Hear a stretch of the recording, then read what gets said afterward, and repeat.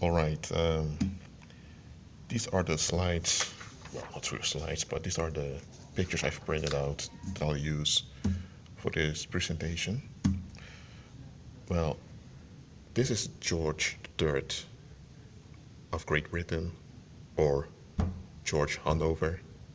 This is George Washington. This is Prince Hall. And it's a map of the 13 colonies. Well, a reconstructed map. And this over here is William III of Orange Nassau. He was the ruler of the Dutch Republic, the Dutch Empire, and he became the King of England, King of Scotland, and King of Ireland. So he also ruled what would become the First British Empire, even though it wasn't really called the First British Empire at the time. What you see over here, this is a map of the First British Empire. That's before what they call the American Revolution. And this was around the same time the Dutch Empire, before the Netherlands became a kingdom, because it was a republic at the time. It was called de Republiek der Zeven Verenigde Nederlanden. In English it is the Republic of the Seven United Netherlands, which were 7 autonomous provinces that were led by, they call in Dutch the Staten-Generaal. In English it's just States General. And he was the head of what we would call, he was above the States General. It was called the Republic, but you had a royal bloodline ruling the Netherlands. Okay. So in the 17th century, this guy became, who was a ruler of the Dutch Empire, became the ruler of Britain. And the two empires briefly were united, not united in the sense that they became one country.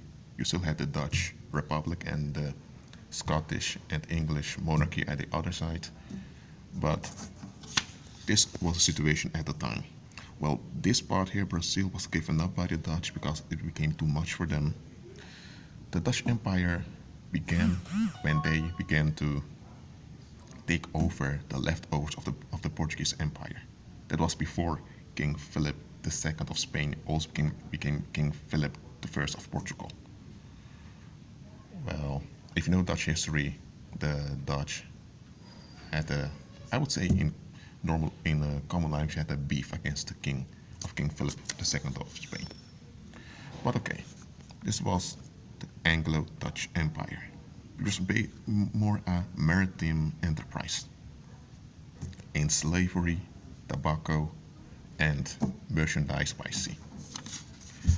Later, the English traded Suriname, the middle part of Guyana, for New Amsterdam, which became New York. And, well, also some Caribbean islands were handed over to the English. So why am I talking about this? It's important to understand that this period in history is still affecting people till this day.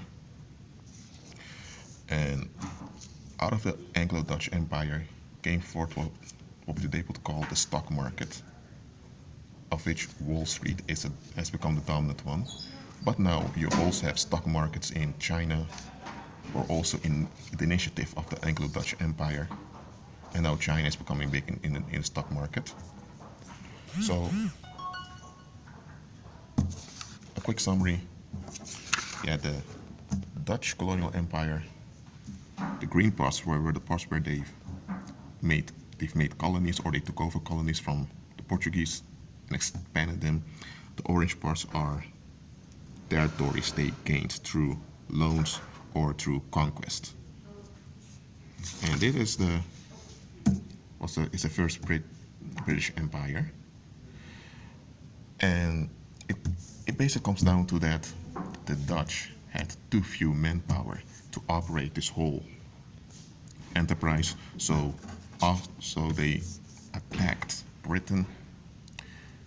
This guy became king of Scotland and England, he was still of Britain, and a lot of English young men were forced through indentured labor into the marine, and also the English began to expand colonies, and that's how you got the Anglo-Dutch Empire. Just want to point that out. And it's during the Dutch Empire, the Anglo-Dutch Empire, that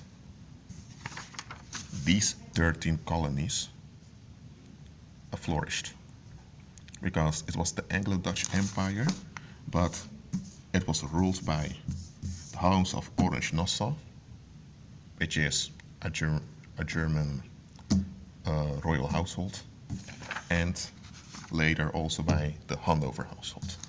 Why? Because this guy, he became king of Britain, but he didn't last. All right.